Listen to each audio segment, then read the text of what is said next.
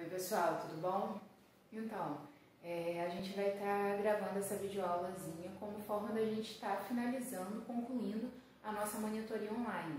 E aí eu vou estar trazendo hoje alguns pontos que são importantes para nós, vou estar resolvendo alguns exercícios para a gente poder concluir o nosso assunto e aí a gente conseguir discutir tudo que vai ser importante para a prova de vocês, tá bom?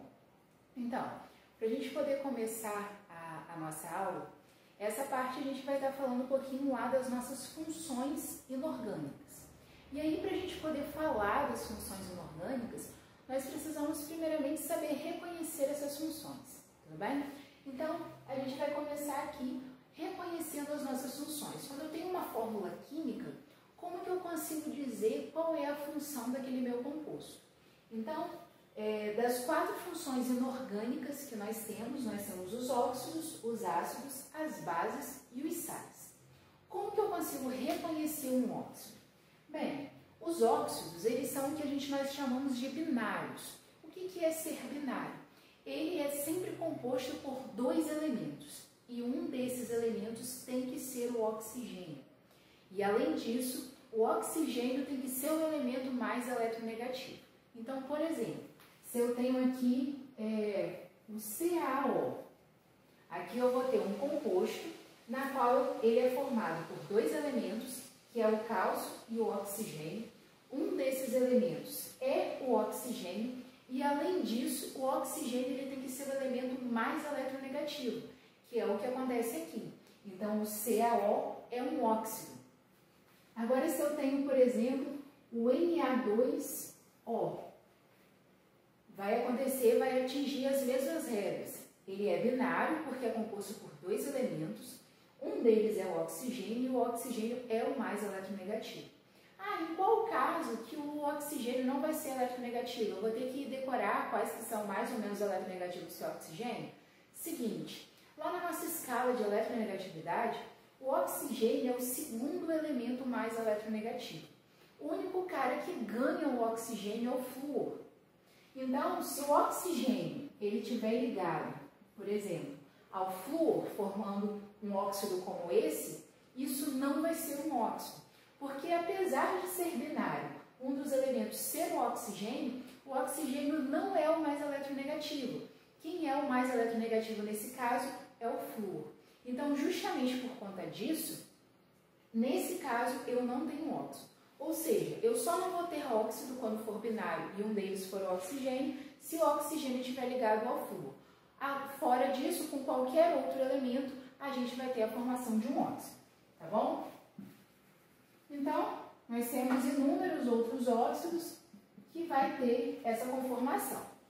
Agora, os ácidos. Como que eu reconheço um ácido? Bem, ácidos são aqueles que vão iniciar a sua fórmula com com o hidrogênio.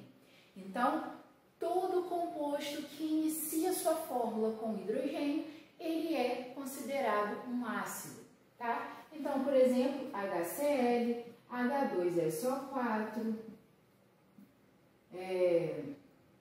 H2CO3, todos esses são ácidos porque eles começam com hidrogênio.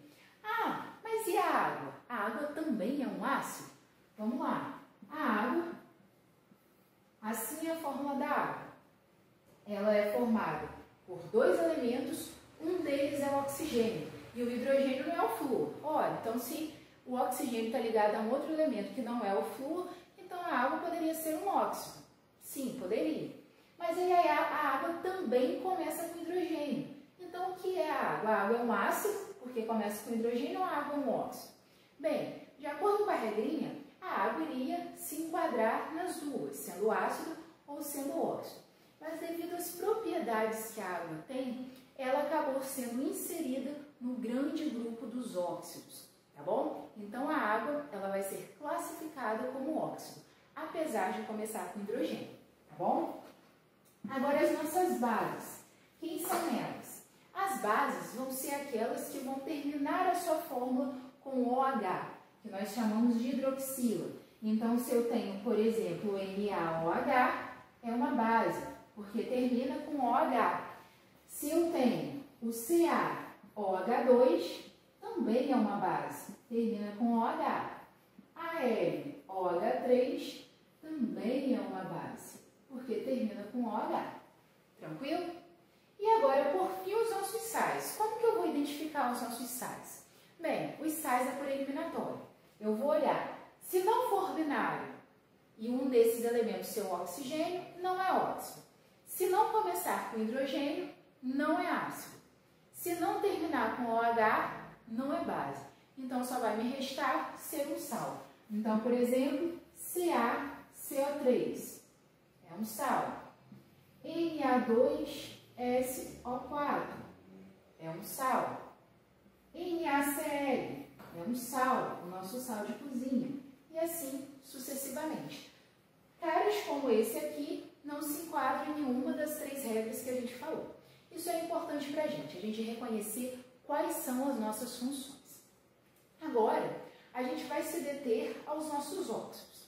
Na aula passada, a gente já discutiu um pouco sobre os nossos óxidos ácidos e também falamos um pouco da nomenclatura deles. Então, eu não vou me deter muito a eles agora, certo? A gente vai se deter mais lá nos nossos óxidos básicos. Mas eu só vou dar uma recapitulada nos óxidos ácidos, que é o seguinte: quem são eles? Os óxidos ácidos, geralmente, eles são formados por ametais, certo? E justamente por eles serem formados por ametais, eu vou ter oxigênio, que é ametal, ligado a um outro ametal, então, consequentemente, vai haver ali uma ligação covalente. Então, a gente fala que óxidos ácidos, eles têm um caráter covalente, são óxidos covalentes, tá? E aí, a gente viu a nomenclatura, e aí a nomenclatura, a gente pode dar a nomenclatura de óxidos ácidos de 2 formas. A gente pode colocar os prefixos. O prefixo referente à quantidade de oxigênio mais óxido, de prefixo referente à quantidade do elemento e o nome do elemento. Então, por exemplo, aqui no SO2, como ficaria? Se eu tenho 2 oxigênios, ficaria di.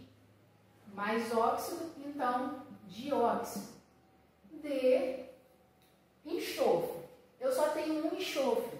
Eu poderia colocar monoenxofre. Mas quando a gente só tem um elemento, normalmente a gente já coloca o nome dele. Então, ficaria dióxido de enxofre.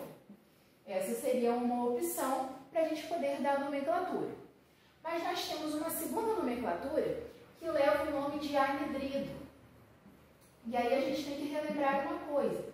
Quando estamos falando de óxidos ácidos, os nossos óxidos ácidos também podem ser chamados de anidridos.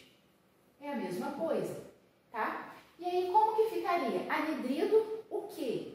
Bem, quando a gente dá a nomenclatura de anidrido, a gente tem que relembrar lá a nossa terminação, sendo oso ou ico. Se tiver a terminação oso, significa que o meu elemento vai assumir o menor NOx que ele pode. Se tiver a terminação ico, ele vai ter o NOx maior que ele pode, com exceção lá do carbono, porque o carbono ele só tem a possibilidade de ter um NOx, então vai ter a terminação ico. Então o CO2, por exemplo, vai ser anidrido carbônico. Mas aqui no caso do SO2, nós vimos que o enxofre, aí a gente viu uma setinha assim, que ele pode ser 12 ou 13. Aqui, como não tem um número, é 1. Então, ele pode ser 12 ou 13. Quando ele é SO2, é quando ele assume o seu menor NOx. Como que a gente poderia achar esse NOx do enxofre no SO2? Vamos lá. Não sei o NOx do enxofre, que eu quero descobrir. NOx do oxigênio é menos 2 e eu tenho 2 oxigênios. Então, menos 2 vezes 2 igual a 0. Então, x menos 4 igual a 0, então x vai ser igual a mais 4. Agora, se eu for ver o NOx do SO3, o que vai acontecer? Enxofre eu não sei, então é x. Mais oxigênio, NOx menos 2, mas eu tenho 3 oxigênios, então vezes 3. Isso igual a 0. Então, x menos 6 igual a 0, x é igual a mais 6. Então, o enxofre no SO2 tem NOx mais 4 e no SO3 vai ter NOx mais 6. Então, isso significa que no SO2 ele assume o menor NOx, então a terminação dele vai ser oso. Então, aqui ficaria anidrido sulfuroso. Tranquilo? Já no SO3 ficaria anidrido sulfúrico. Beleza?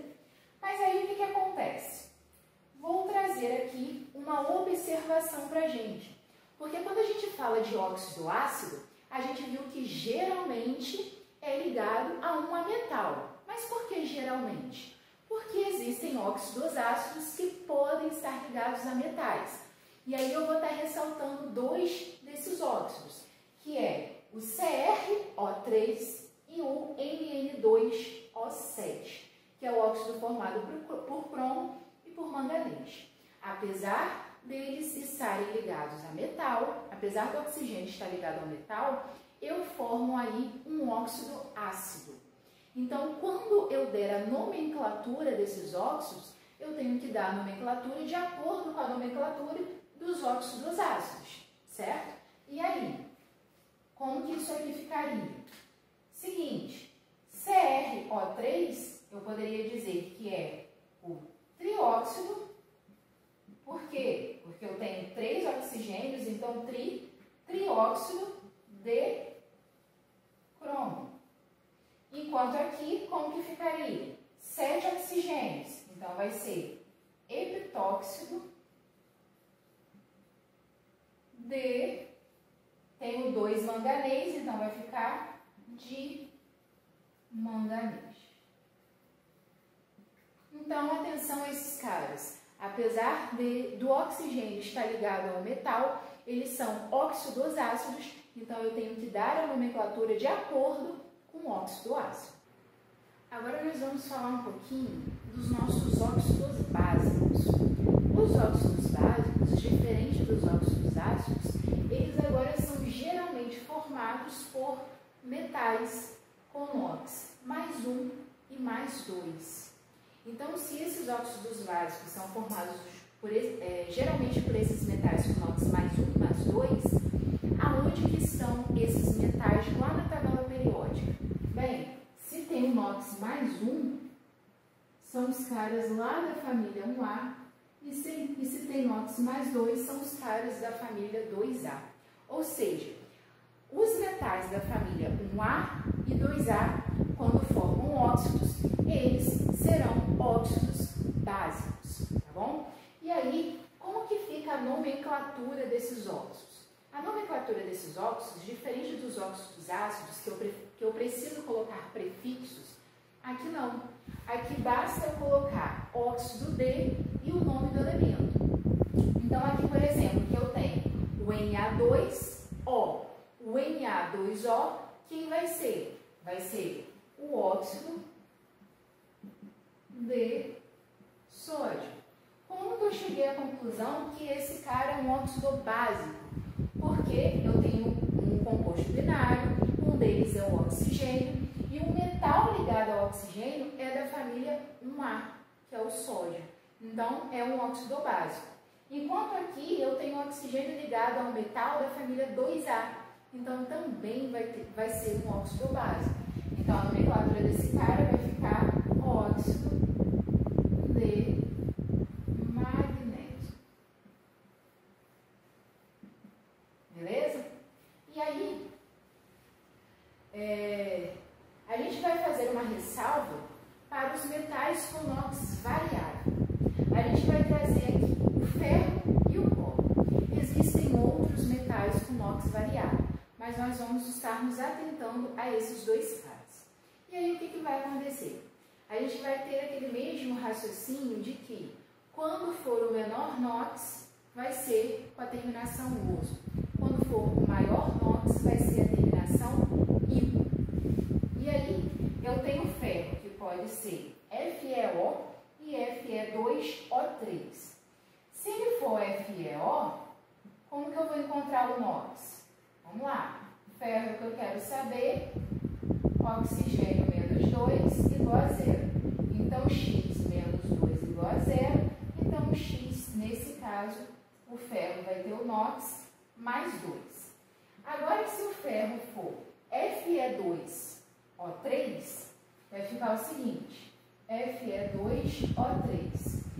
Não sei o ferro, mas eu tenho 2 ferros, então vai ficar 2x mais oxigênio NOx menos 2, tenho 3 oxigênios, então vezes 3, isso é igual a 0. Então, 2x menos 6 igual a 0. 2x é igual a mais 6, então x vai ser igual a mais 6 dividido por 2, isso aqui vai me dar mais 3. Então, o ferro, no FeO, ele tem o NOx mais 2, no Fe2O3, NOx mais 3. Como aqui ele tem o menor NOx, a terminação vai ser oso. Então, a nomenclatura desse cara vai ficar óxido ferroso. Eu só vou usar o critério de colocar a terminação oso ou ico para óxidos, quando, no caso para óxidos básicos, quando ele tiver NOx variável, que no nosso caso vai ser só o ferro ou o cobre, certo? Então, óxido ferroso, ou a gente pode dar a nomenclatura igual à nomenclatura que a gente viu anteriormente, colocar óxido de em nome do elemento. Então, aqui ficaria óxido de ferro. Só que para a gente poder diferenciar, porque eu tenho mais de um óxido de ferro, a gente coloca o NOx em número romano. Como o NOx aqui é mais 2, então a gente coloca aqui óxidos de ferro 2, tá? Agora aqui no Fe2O3, como que vai ficar? Vou subir aqui um pouquinho para a gente ter um espaço melhor. Vamos lá, aqui vai ser óxido ferroso ou óxido de ferro 2. Agora aqui, como tem o maior NOx, vai ficar óxido férrico ou óxido de ferro 3. Então, a variação do NOx do ferro vai ser entre mais 2 e mais 3. E agora o cobre, como é que vai ficar? Então, vamos lá. Vamos fazer o mesmo raciocínio. Aqui, como eu tenho Cu2O, então vamos lá. Cu, eu não sei o NOx, então vai ficar 2x, eu tenho 2 cobres, mais menos 2, que é o NOx do oxigênio, igual a 0. Então vai ser 2x menos 2 igual a 0. Então, 2x é igual a mais 2, então x vai ser igual a mais 1. Então, a primeira possibilidade de NOx do cobre é mais 1. Agora, CuO. Cu é x, mais menos 2 igual a 0. Então, x menos 2 igual a 0, x é igual a mais 2. Agora, no cobre, a gente tem a possibilidade de ser mais 1 ou mais 2. Se for mais 1, a terminação é oso, porque é o menor NOx. Mais 2, a terminação é ico, porque é o maior NOx. Então, nesse caso, que é mais 1, vai ficar óxido. E aí, o cobre ele tem uma variação no nome, então vai ficar óxido cuproso. Tá bom? Ou óxido de cobre 1. Já esse aqui vai ser óxido cúprico ou óxido de cobre 2. Tranquilo? Então, se atentem a isso aqui.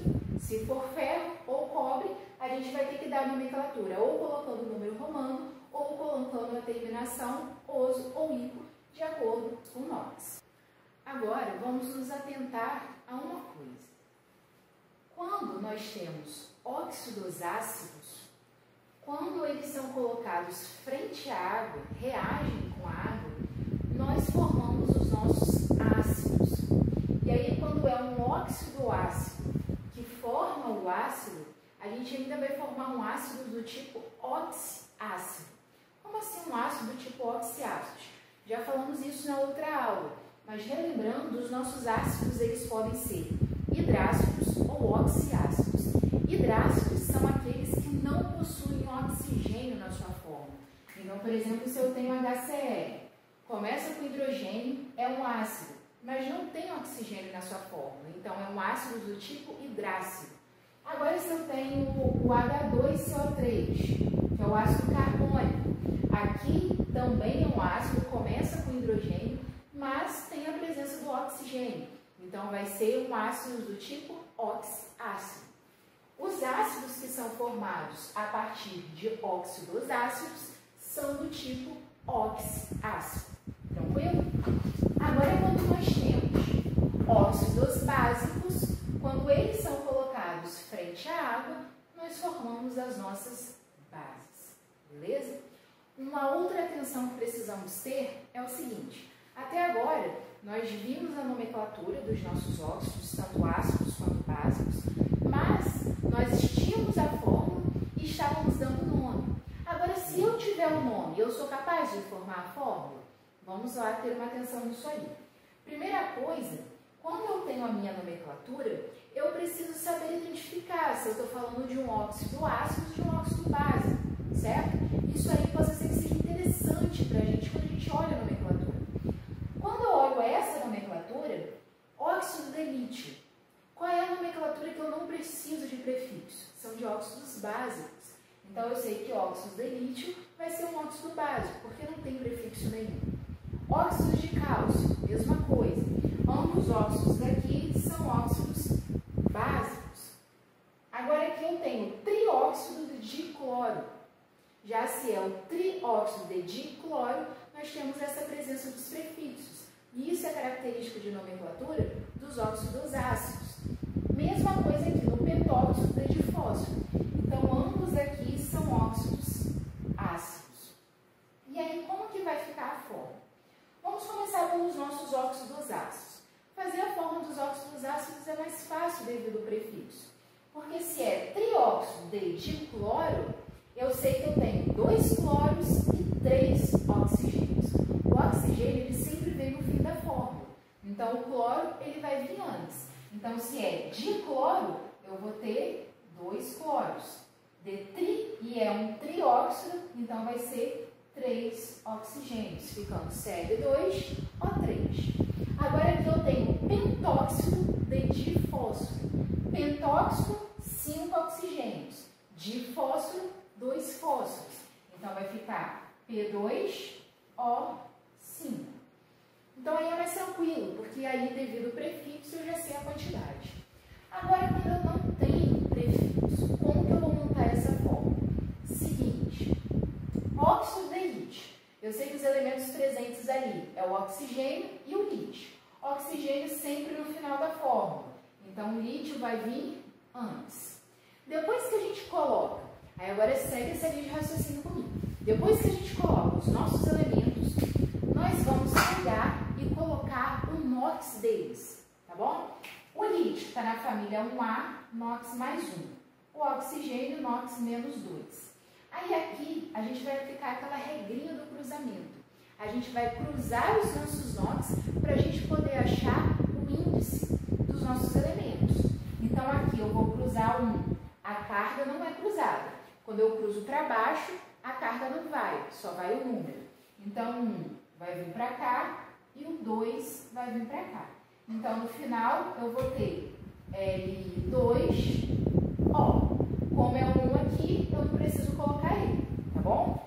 Agora, aqui no óxido de cálcio, mesmo raciocínio. Coloco os elementos, cálcio e oxigênio. Agora, eu vou e coloco os meus NOx. Vou botar um pouquinho mais para baixo aqui para não ficar muito embolado. Então, CaO. O cálcio está na família 2A. Então, é NOx mais 2. Oxigênio, menos 2. Cruzo só o número, então vai ficar aqui Ca2 O2.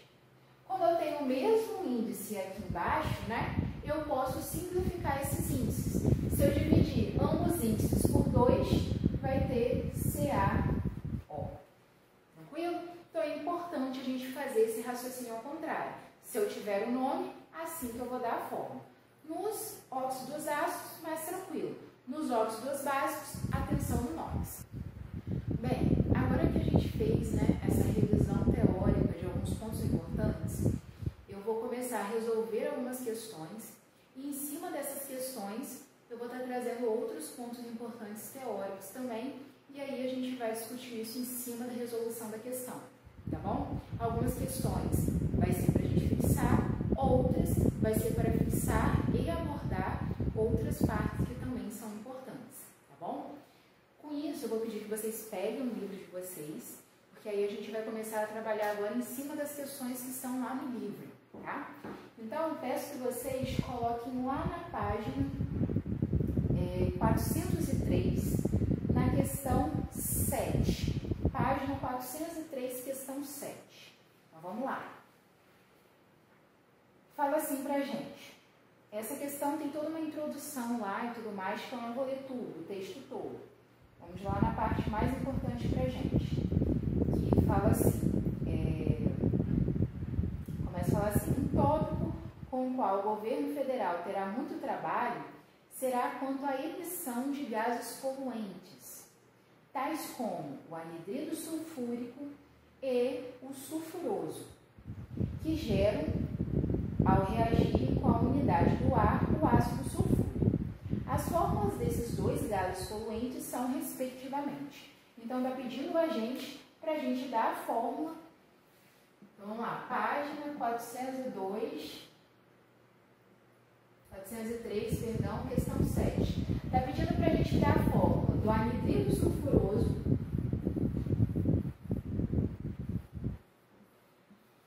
e do anidrido sulfúrico. Vamos lá. O enxofre, de acordo com aquela listinha lá que eu dei a vocês, os nossos óxidos ácidos. Ah, como que eu sei que é um óxido ácido? Bem, na nomenclatura já está me dizendo que é um anidrido. E anidrido são os óxidos ácidos. E aí lá naquela listinha, a gente viu que o enxofre, ele pode ser 12 ou 13. Então, o enxofre pode ser 12 ou 13. E aí esse 1 aqui fica subentendido, né? Pode ser SO2 ou SO3. E aí, no SO2, o enxofre, ele assume o menor NOx. Enquanto que no SO3, ele assume o maior NOx. Então, consequentemente, o anidrido sulfuroso vai ser o que assume o menor NOx. Então, é o meu SO2. E o anidrido sulfúrico vai ser o meu SO3. Então, nessa questão aí, a alternativa correta, sendo que é para ser respectivamente de acordo com a ordem da questão. Na questão dá primeiro o anidrido sulfúrico e depois o sulfuroso. Então, a opção certa é a que vem SO3 e SO2, lá na letra E. Agora, antes da gente ir para uma questão propriamente dita, a gente vai falar um pouquinho aqui sobre a nossa força dos hidrácidos, certo? Vamos ver sobre força dos hidrácidos e a força dos oxiácidos a gente vai discutir em cima da questão 5 da página 405, tá bom? Bem, quanto à força dos nossos hidrácidos, é essa aqui.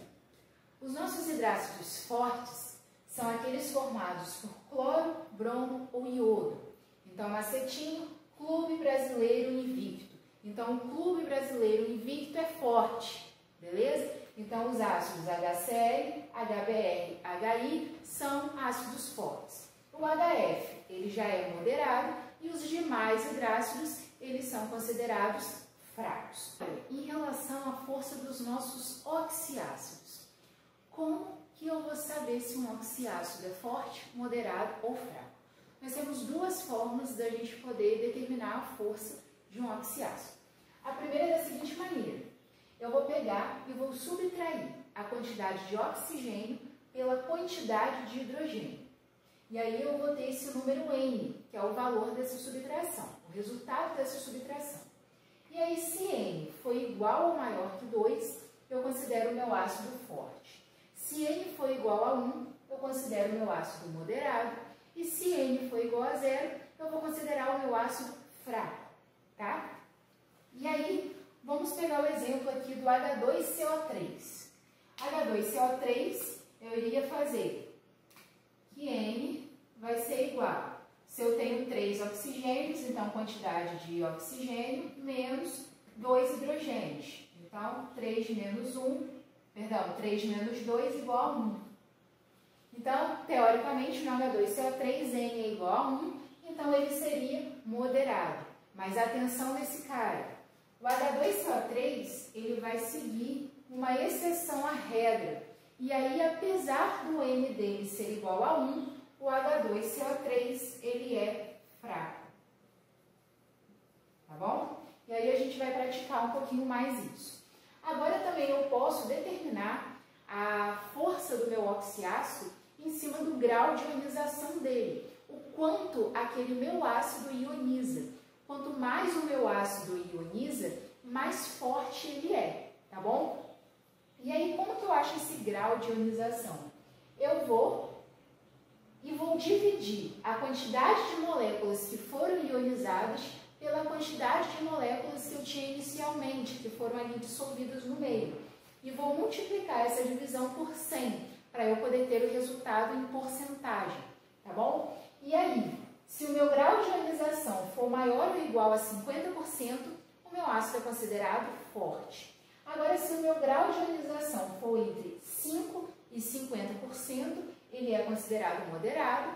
Agora, se ele for igual ou menor que 5, ele é considerado fraco, beleza? E agora a gente vai praticar um pouquinho isso aí. Para a gente poder praticar isso, a gente vai lá na página 405, questão 5. Então, vamos lá comigo. Página 405, questão 5. Nessa questão, a gente vai discutir um pouquinho sobre essa força dos oxiácidos. E aí a questão fala o seguinte: considerando os oxiácidos H2SO4, HClO4 e HClO. Então, vamos lá. Página 405, não é? Questão 5. Então, eu vou considerar os ácidos H2SO4, HClO4 e HClO. Beleza?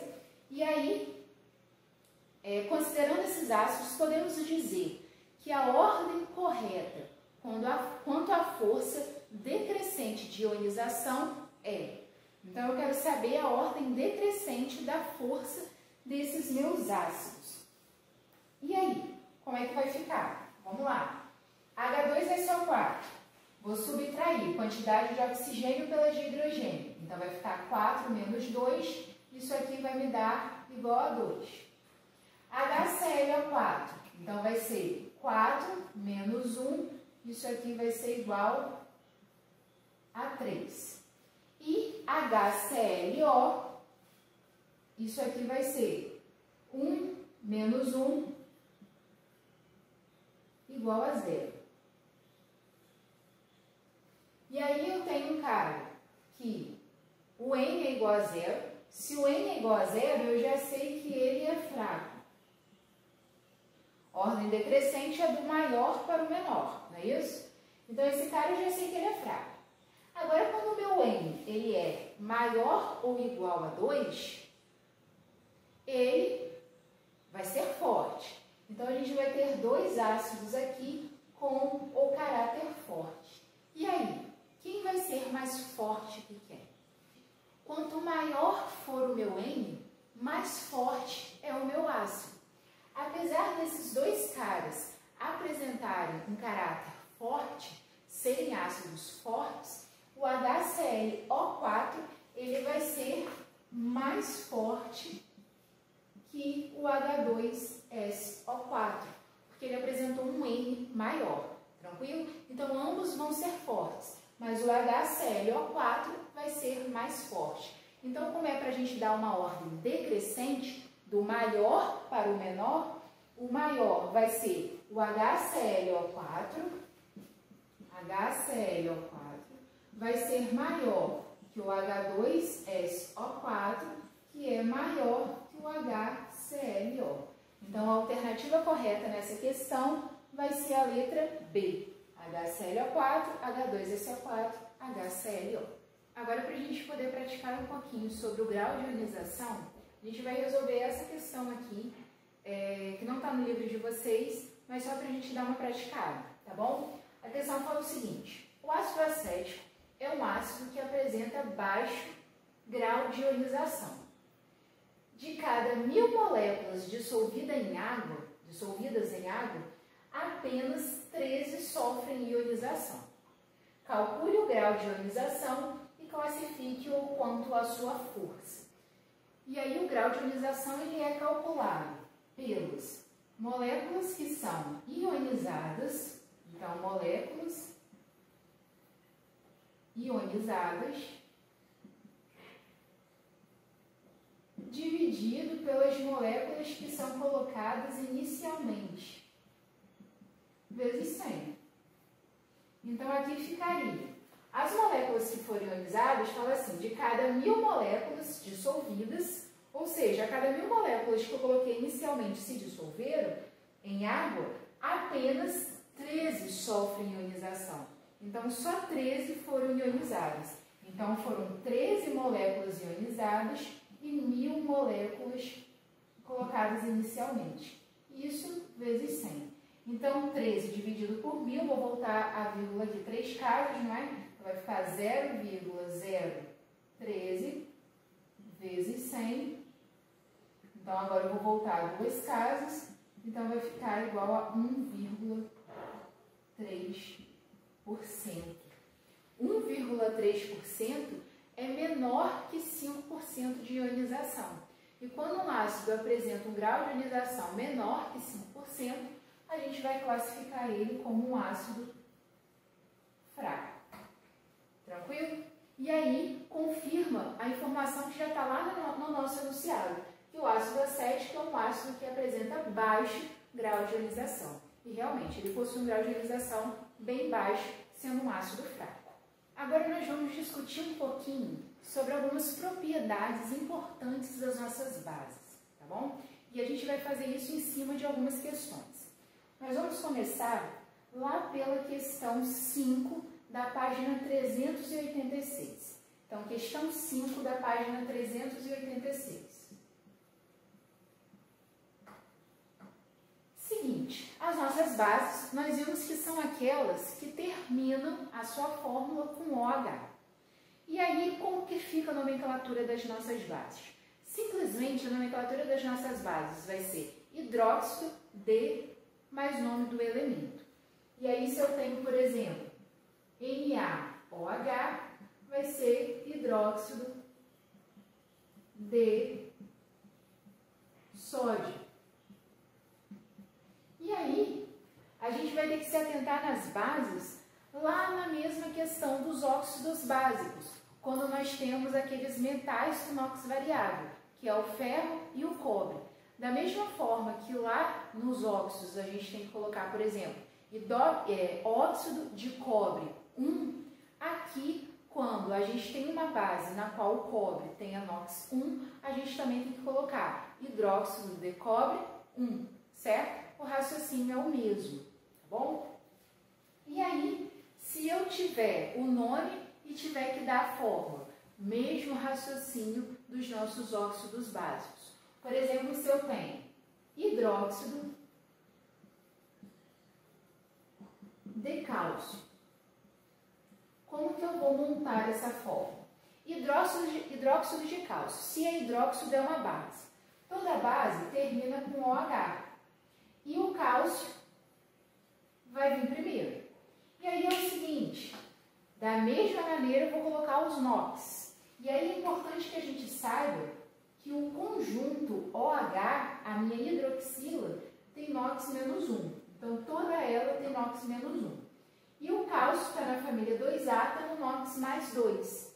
E aí, quando eu fizer aquela regrinha do cruzamento, vai ficar Ca1, e aí eu posso omitir um 1. E aí esse 2 vai vir aqui para debaixo do OH. Não só embaixo do hidrogênio, mas sim embaixo do OH por completo. E aí, para eu indicar isso, eu tenho que colocar o OH entre parênteses, então vai ficar CaOH2. Tranquilo? E aí, o que vai acontecer? As nossas bases, elas podem ser classificadas de acordo com a quantidade de hidroxila que ela tiver. Então, por exemplo, aqui no hidróxido de sódio, eu tenho só uma hidroxila. Então, eu vou chamar isso de uma monobase. Aqui no hidróxido de cálcio, eu tenho 2 hidroxilas. Então, eu chamo isso de uma dibase. Se eu tiver 3 hidroxilas, uma tribase. 4 hidroxilas, uma tetrabase. E é justamente o que a questão 5 da página 386 vem discutir um pouquinho, que fala assim a questão: os hidróxidos de sódio, cálcio, alumínio e magnésio são bases utilizadas com diferentes números de hidroxilas. Assinale a alternativa que define corretamente estas bases na sequência indicada. Então, aqui eu já coloquei 2, não é? Que são os nossos hidróxidos de sódio, hidróxidos de cálcio e agora de alumínio e magnésio. Então, para eu saber a quantidade de hidroxila que tem esses óxidos, eu tenho que saber a fórmula dele, não é? Então, vamos lá. O próximo aqui, hidróxido de alumínio. Então, hidróxido de alumínio e hidróxido de magnésio. Então, vamos comigo. Vamos pensar da mesma maneira. Eu venho aqui, coloco o OH e o elemento que nesse caso é o alumínio. O alumínio, ele tem o NOx mais 3. E o OH por completo tem NOx menos 1. Então, eu venho aqui e cruzo. Então, vai ficar AlOH3. Hidróxido de magnésio. Coloco o OH e o elemento magnésio. Magnésio, família 2A. Então, NOx mais 2. O OH, NOx menos 1. Cruzei, vai ficar Mg OH2. Então, o hidróxido de sódio tem uma hidroxila, então é uma monobase. O de cálcio é uma dibase. O AlOH3 uma tribase. E o MgOH2 uma dibase. Então, na ordem, vai ficar lá na letra E, que é a monobase, dibase, tribase e dibase novamente. Bem, nós vamos agora falar um pouquinho sobre a volatilidade das bases, que também é um ponto importante. O que é a volatilidade? O que é algo volátil? Quando a gente fala de volatilidade, normalmente a gente está se referindo àquelas substâncias que apresentam um ponto de ebulição baixo. Então, por exemplo, uma substância bem comum nossa é a acetona. A acetona é uma substância considerada volátil, que ela vai do estado líquido com bastante facilidade para o estado gasoso. Então, essa passagem do estado líquido para o estado gasoso ocorre com bastante facilidade na acetona, por exemplo. Então, a gente pode dizer que ela é bem volátil. Quando a gente se trata das bases, a única base, atenção, a única base que é volátil é o hidróxido de amônio, que é o NH4OH. As demais bases, elas não são voláteis. E aí a gente fala que elas são bases fixas, certo? E aí a gente indo lá na página 389, questão 10, então 389, questão 10, tá aí para a gente classificar as bases quanto à volatilidade. Então a gente tem aí como primeiro o LiOH, a LiOH vai ser uma base fixa, porque não é o hidróxido de amônio. Letra B é o hidróxido de amônio, então vai ser a base volátil. E as três demais, tudo vai ser base fixa, porque não é o hidróxido de amônio. Então é simples assim. A volatilidade é importante a gente saber sobre isso, mas a gente já sabe que nas bases só o hidróxido de amônio que é volátil. Agora, falando um pouquinho da força das nossas bases, é o seguinte: a força das nossas bases ela está bem relacionada com a solubilidade das nossas bases em água. Quanto mais solúvel a minha base é em água, mais ela se dissocia. E aí, enquanto lá nos ácidos a gente fala em relação à ionização, nas bases a gente fala da dissociação. Ácidos ionizam e bases dissociam. E aí, quanto mais solúvel é a minha base em água, maior é essa dissociação dela. Isso significa que mais íons OH-, mais hidroxilas eu tenho no meu meio. E aí, consequentemente, mais forte é a minha base. Então, quanto mais solúvel ela é, mais forte essa base é. Então, como está aqui, quanto mais solúvel, maior o grau de dissociação, mais forte a minha base. Quanto mais solúvel, em água, tá bom? E aí a gente tem a exceção do hidróxido de amônio. Então, o hidróxido de amônio, atenção nele, o hidróxido de amônio é a única base volátil e o hidróxido de amônio é uma base solúvel, porém é uma base fraca.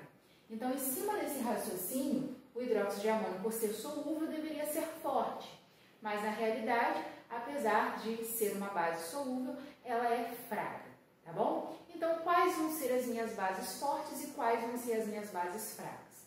As bases fortes são aquelas formadas pela família 1A e 2A, certo? Agora, atenção, exceto as bases que têm a presença do berílio e do magnésio.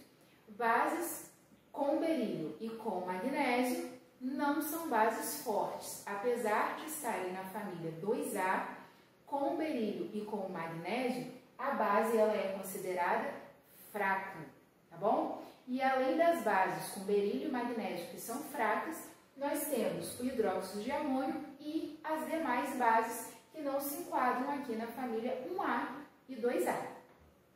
Para a gente poder praticar um pouquinho sobre essa questão da força das bases, agora a gente vai lá na questão 8, na mesma página, da página 389. Nessa questão 8, dá aí para a gente 5 bases para a gente poder classificar quanto à força. Então, vamos lá.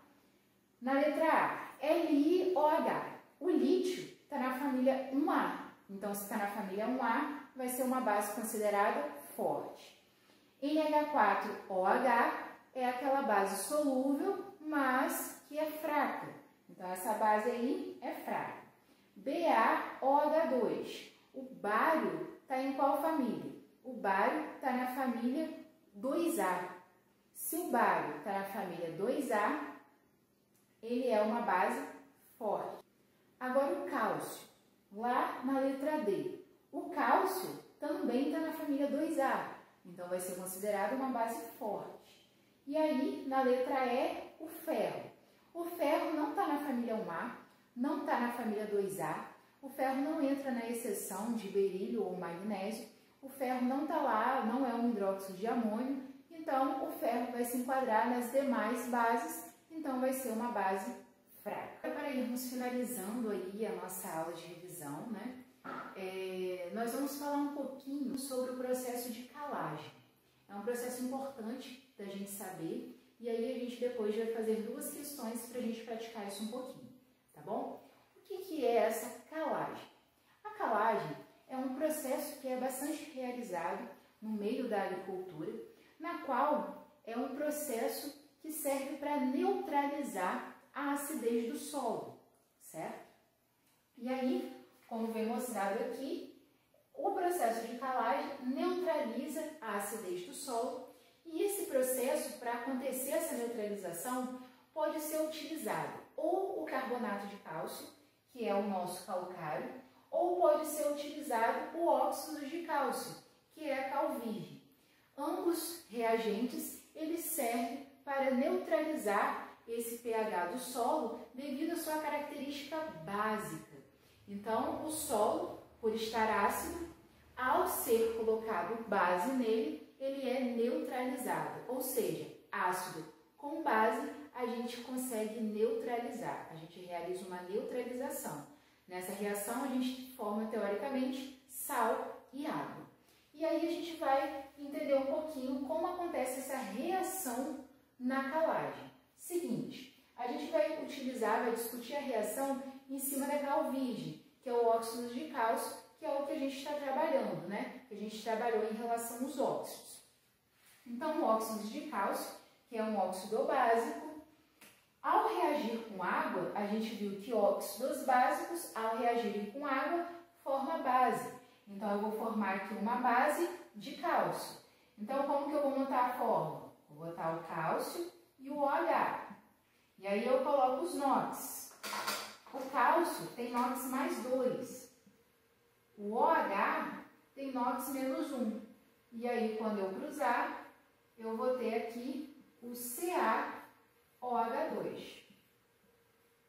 O CaOH2, essa base, logo ao ser formada, ela é dissociada em seus íons. E aí, tendo essa base, ela é quebrada, entre aspas, né? Ocorre essa dissociação, e aí eu vou ter os íons Ca mais 2 e OH-, que são os íons que originam ela, tá? E aí, como eu tenho aqui 2 OH, eu formo aqui 2 íons OH-, 2 hidroxilas, tá bom? E aí, o que vai acontecer? Essas hidroxilas que são liberadas no meio, a liberação de OH no meio é o que é responsável por neutralizar o meu solo. Porque lá no solo, por ele estar ácido, ele apresenta esses íons H+, que confere a acidez dele. E aí, quando esses íons OH- são liberados, ocorre aí um processo de neutralização, certo? Então, eu consigo neutralizar o meu solo, que está lá com os íons com os íons H+, através da liberação dos íons OH-. Então, dessa maneira que ocorre o processo de neutralização do solo através da calagem, tá bom? Agora, a gente vai lá na página 387, na questão 6, que fala assim pra gente: qual dos óxidos a seguir é usado na agricultura para aumentar a basicidade do solo? E aí, de cara, a gente vê que é o CaO, a cal virgem, lá na letra D. E aí, na página 388, questão 10, tem o seguinte: um agricultor necessita fazer a calagem do solo, correção do pH, para o cultivo de hortaliças. E nesse processo utilizará a cal virgem. Vamos ter atenção numa coisa: pH. pH mede o nível de acidez. Quanto menor o meu pH, mais ácido. Quanto maior o meu pH, mais básico. No processo de calagem, o meu solo está ácido, então o pH dele está baixo. Quando eu coloco uma cal virgem ou calcário, o meu pH faz o quê? Aumenta. Então, eu aumento o pH por aumentar a basicidade do meu solo, tá bom? E com isso, eu consigo neutralizar. Então, continuando. Com base na informação acima, assinale a proposição correta. Letra A. Cal virgem reage com água segundo a equação CaO mais água formando CaOH2. Foi justamente aqui a reação que a gente viu. Essa aí de cara já é a opção correta. Mas vamos ver as outras porque elas estão erradas. Na letra B fala que a calagem diminui a basicidade do solo. Ao contrário, a calagem vai aumentar a basicidade do solo para conseguir neutralizar, uma vez que o solo ele vai estar ácido. Letra C. A dissociação de hidróxidos de cálcio em água libera íons H+ no solo. Quando eu dissocio o hidróxido de cálcio, eu vou liberar íons OH-. Não faria sentido liberar íons H+, senão eu ia aumentar a acidez do solo e não neutralizar. Na letra D, a calagem é um processo de combustão. Não, a calagem é um processo de neutralização. Letra E, cal virgem é um óxido ácido. Quem é a cal virgem? O CaO. CaO é um óxido formado por um metal. Então, é um óxido básico. Então, pessoal, é isso aí. A gente vai finalizando a nossa aula. Espero que tenha sido produtivo.